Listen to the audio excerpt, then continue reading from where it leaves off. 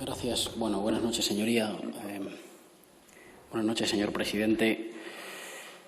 Hace una semana aprobábamos y valorábamos aquí la declaración necesaria de las medidas excepcionales y las hacíamos suponiendo, adelantando, proyectando que iban a ser días difíciles y que van a ser días difíciles para todos los españoles.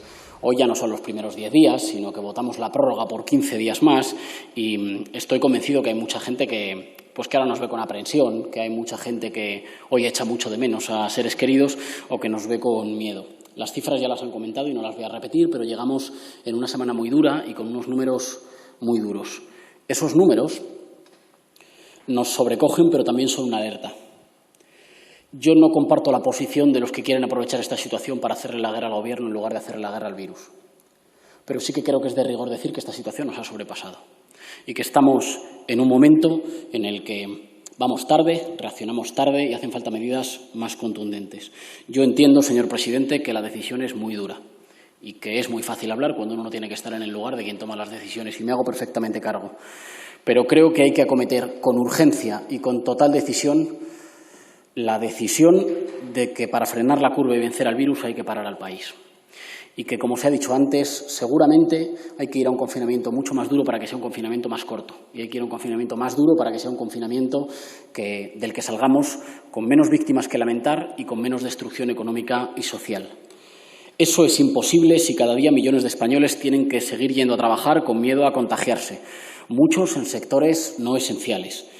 Está bien que se amoneste desde los balcones o desde la policía al que va a trabajar o al que resulta que se va a la compra y se demora un poco más o tarda un poco más en volver a casa.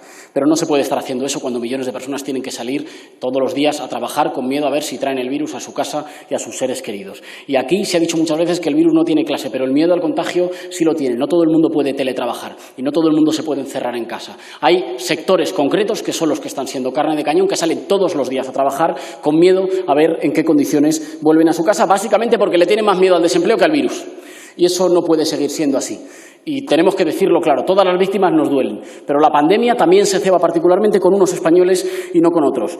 No se le puede pedir a la gente que se quede en casa como si esto fuera una cuestión de autoayuda, como si fuera una cosa de, bueno, pues nada, enciende el Netflix. La gente, para quedarse en casa, tiene que tener las garantías y la libertad de que no tiene que elegir entre coronavirus o ruina.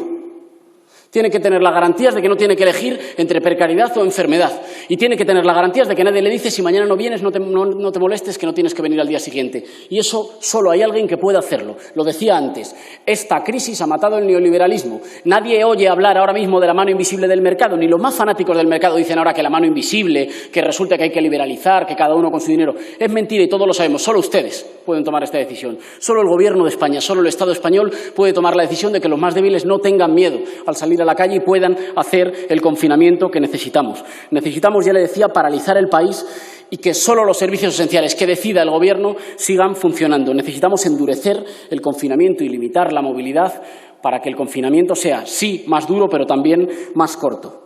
Necesitamos llevar a la práctica el whatever it takes, el cueste lo que cueste.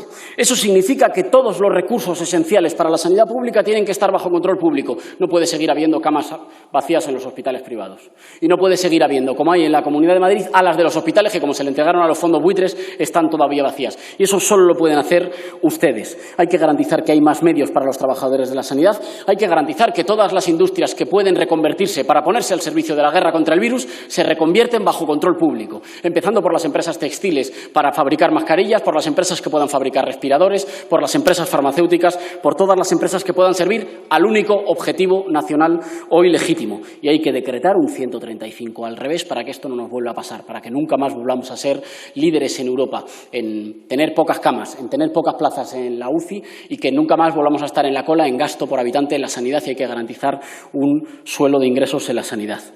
Y hay que, lo decía antes, hay que poner en marcha, bien está que haya cundido la metáfora del Plan Marshall, con tal de que se ponga en marcha, pero eso significa movilizar al menos los mismos recursos que cuando entonces. Si entonces se movilizaba entre un 5 y un 6% del Producto Interior Bruto, nosotros no podemos estar movilizando un 1,4%, que son datos del Banco de hoy del Banco de España, que dice que nosotros movilizamos un 1,4%, mientras que Corea del Sur movilizó un 2,9% y Alemania moviliza ya, con muchos menos casos, un 3,5%. Solo ustedes se pueden encargar de que haya un confinamiento sin miedo, de que a la incertidumbre no se le sume el miedo miedo de no saber si voy a poder pagar las facturas, si cuando salga habrá un empleo que me esté esperando, si voy a poder salir de esta.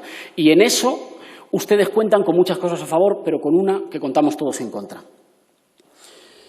Hay el consenso de los expertos. Hay, en mi opinión, la inmensa comprensión y el consenso de la sociedad española. Hay la falta de comparecencia del adversario ideológico. Los neoliberales están escondidos y son más estatistas y más socialistas que los socialistas en algunos casos. Lo único que no tenemos es mucho tiempo.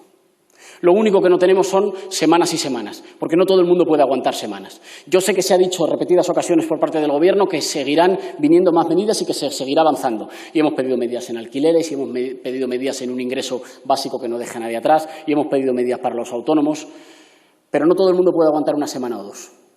Y en ese sentido la reconstrucción empieza ahora, evitando que se pierdan empleos, evitando que se cierren empresas, evitando que vayan a la quiebra familias. Por eso es urgente que se tomen decisiones de más calado y más ambiciosas de inmediato. Tengo la sensación de que hoy las medidas más tibias exigen hacerse cargo de que la historia ahora va acelerada y que las medidas más tibias exigen hacerse cargo de que esto es un momento de excepción y que si no, no habrá hueco ni para las medidas tibias ni para las no tibias y que, por tanto, este es un momento de atreverse y en esa senda a nosotros nos van a encontrar. Hay consenso, hay dinero. Antes decía que la economía nunca ha sido tan claramente política como ahora. Ahora resulta que si hay consenso para una cosa, resulta que dinero sí que hay. Hay consenso, hay dinero, hay la aprobación mayoritaria de la sociedad española. Lo único que no tenemos es tiempo. Sé que hay mucha gente que nos está escuchando con miedo, que ha perdido a alguien, que tiene que seguir trabajando. Hay muchos mayores que están solos, hay mucha gente que estos días los pasa con congoja, hay muchos niños que llevan mucho tiempo sin poder salir a correr. Quiero que mi último mensaje sea para ellos y para ellas. Lo decía el otro día, vamos a salir de esta, vamos a salir juntos y vamos a salir como pueblo. Y al Gobierno le pedimos que esté a la altura del pueblo español. Muchas gracias. Muchas gracias.